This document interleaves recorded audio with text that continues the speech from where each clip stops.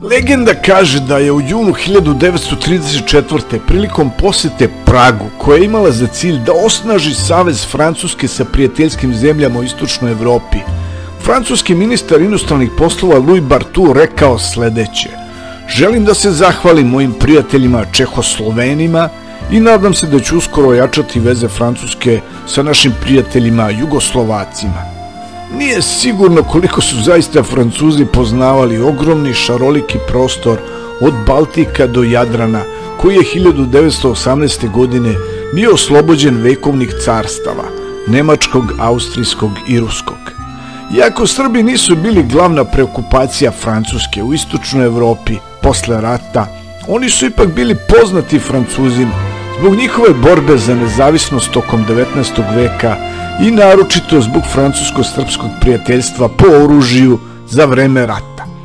Zbog bogatstva i intenziteta francusko-srpskih odnosa, period od kraja 1918. do ubistva kralja Aleksandra 1934. godine može se smatrati vrhuncem odnosa između dva naroda. Samo slika kako Francuska vidi Srbe nije bila crno-bela. Postojalo je više percepcija Srba kod Francuza, zavisno od njihovih interesa i ideoloških stavova. Grupa koja je najviše bila za nas u Srbiji je videla simbol oslobođenja ugnjetenih naroda od Otomanskog i Habsburškog carstva. U Srbiji su videli činilac koji je u stanju da izgradi snažnu i prosperitetnu jugoslovensku državu na jugoistoku Evrope, što je značilo stvaranje jedne liberalne, demokratske, ali centralizovane države u, naravno, francuskoj orbiti. U periodu neposredno posle rata, oni su se prvo organizovali ne u Francuskoj, već u Novoj Kraljevini SHS u okviru Društva prijatelja Francuske, osnovanog u martu 1920. u Beogradu. Ono što je odlikovalo Francuze srbofile je strah od novog nemačkog uspona i južnoslovenska država je trebala da predstavlja prepreku Nemačkoj, a kasnije i bedem protiv italijanskog fašizma. Bilo je i drugih percepcija koje nisu bile toliko povoljne za Srbe. Neki delovi francuske elite su u Srbiji videli militariste i šoviniste sa osvajačkim mentalitetom. Tako su Srbe smatrali za nosioci imperijalizma i kolonijalizma na Balkanu, a diktaturu kralja Aleksandra su smatrali kopijom ruskog carizma i despotizma u Evropi. Isticali su potrebu za povratak na ustavni režim i federalizaciju zemlje. Zvanična francuska politika je bila da su Srbi stub novonastale južnoslovenske države, koja je bila samo jedna od karika u antinemačkom lancu francuske politike bezbednosti, snage i uticaja u istočnoj Evropi. Međutim, na simboličkom nivou, ubistvo kralja Aleksandra i Louisa Barthoua u Marseju 1934. godine bilo je tužno svedočanstvo u opadanju francusko-srpskih odnosa, koje je pratilo opadanje značaja Francuske kao velike sile i ulazak Francuske u period ponora, kako su sami francuski istoričari nazvali francusku poziciju za vreme Drugog svetskog rata. U Hitlerovom svetskom poretku poražene Francuska i Srbija su svedene na marionete za izvlačenje sirovina za privredu Trećeg rajha. Pozivanje na tradiciju francusko-srpskog prijateljstva imalo je uglavnom propagandnu funkciju međusobnog bodrenja Srba i Francuza u tragičnim uslovima rata i egzila. Možda je najbolje svedočanstvo francusko-srpskog prijateljstva kao ličnog čina u okolnostima svetskog rata okupljanje nekolicine Srba na čelu sa kraljem Petrom II. Karađorđevićem u Londonu 1942. godine radi odavanja pošte tada preminulom francuskom maršalu Franche de Pereu, velikom poštovaocu Srba. Na kraju rata Srbija se uz pomoć Sovjeta oslobodila nacizma i postala jedna od federalnih jedinica u socijalističkoj Jugoslaviji.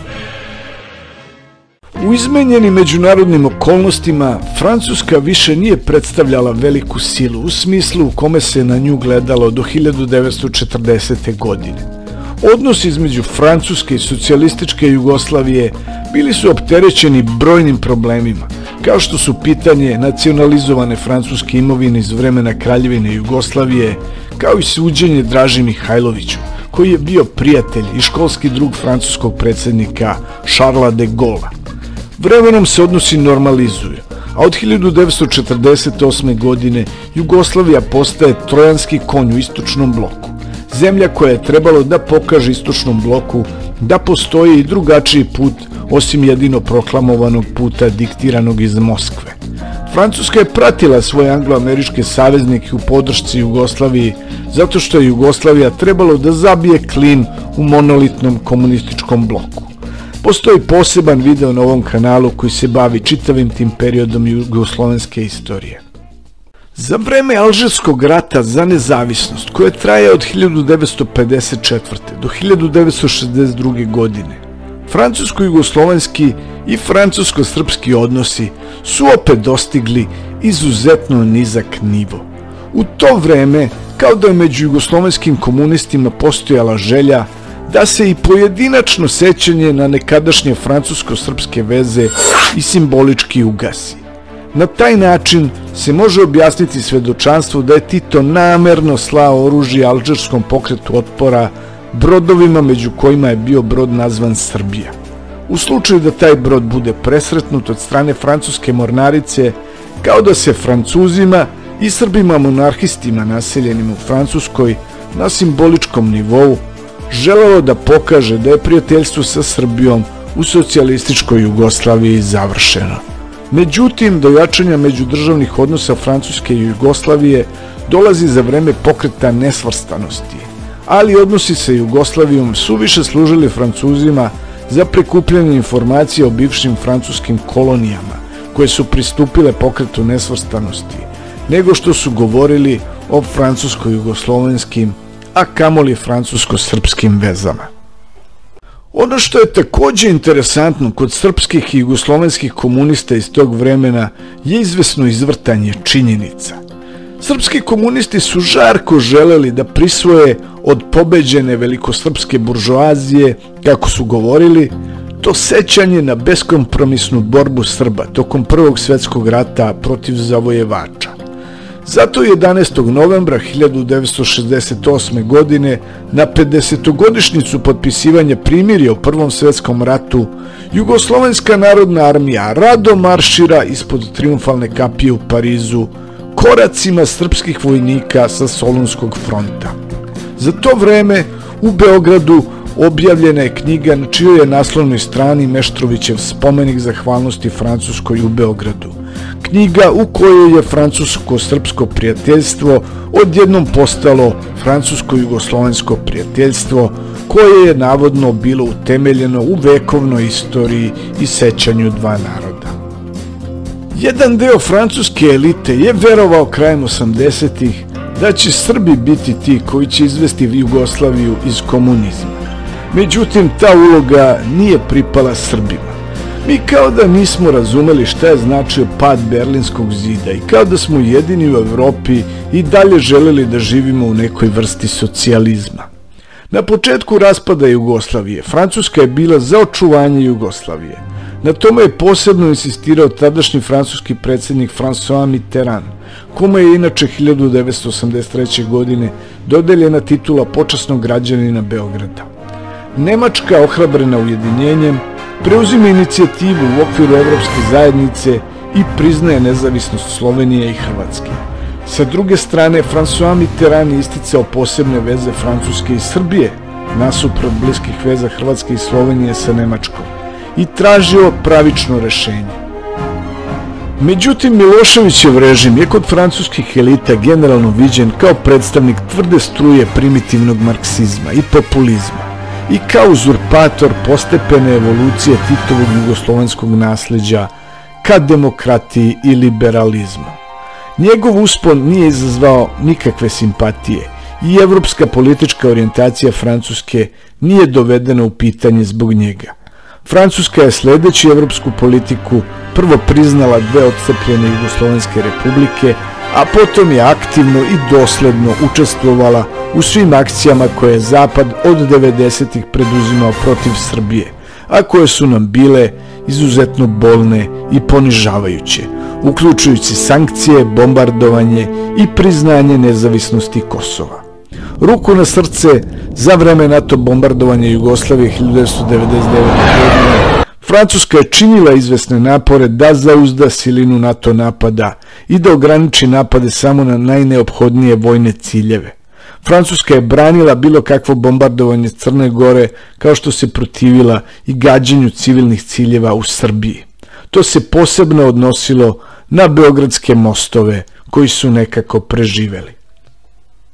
Šta možemo da naučimo iz ovoga?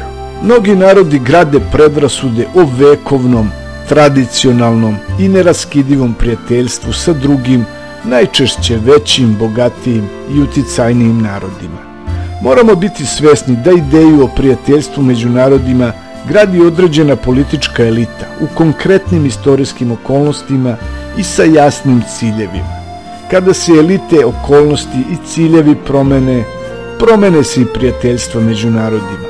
Kako god, saznanje o 2 veka intenzivnih, bogatih i sadržajnih francusko-srpskih odnosa bi moglo da bude zaloga za budućnost u razvijanju tradicionalno dobrih odnosa između Francuske i Srbije. Te odnose iz prošlosti treba postaviti u realne okvire i preciznom analizom objasniti kako bi se stereotipi jednih o drugima razotkrili do kraja. A sve to da bi se ova 2 naroda danas bolje razumela i da bi se Srbija našla na onom mestu koje joj civilizacijski pripada, kao jednoj evropskoj zemlji, ni boljoj, ali ni goroj od drugih.